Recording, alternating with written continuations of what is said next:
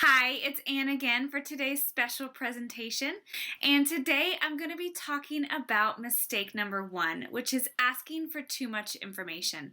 And I'm going to be giving you some tips so you can help your church not make these same mistakes. So let's just dive right in. There's a concept called sales momentum. And I know the word sales is not a typical word used for churches, but truthfully, we're always selling something, right? We sell the good news. Momentum is like rolling a boulder down the hill. You just need enough force to start the process, and the rest will happen on its own. Sales momentum suggests getting the least amount of information up front to make sure that that person is going to move on to the next step, which propels them to the next step, and so on.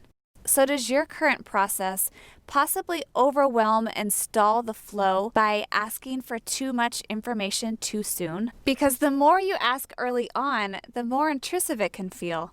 People may second guess your intentions or decide, never mind, this is just too much right now. Digital Connect cards make it a tad easier since you can type, delete, and don't have to concentrate on penmanship.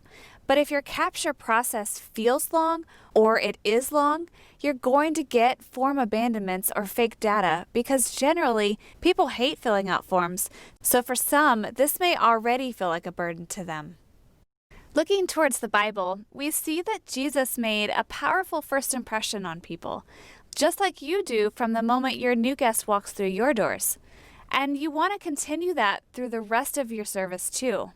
The first step to a great guest follow-up process is you want to make sure your guest follow-up works in unison with your guest services, meaning that everyone follows the same steps and guidelines when helping your new guests. For today, we're going to assume that you've got this step covered already. So looking back to the Bible again, Jesus always simplified the process by just saying, leave what you're doing and follow me. Don't worry about everything else right now and all the details.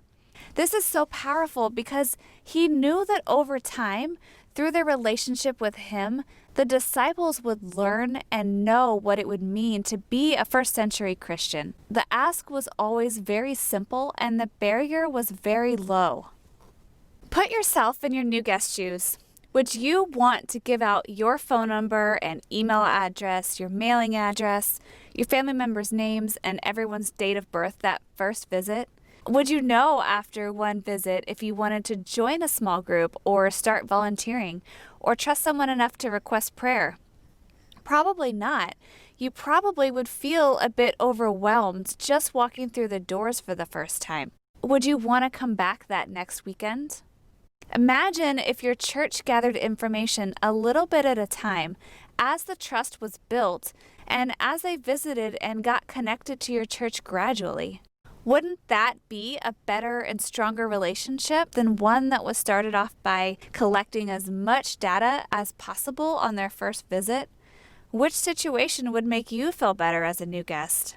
All right, I hope you learned a little bit about mistake number one and how asking too much information could be pushing some of your new guests away. I will see you next time when we discuss mistakes number 2 and 3.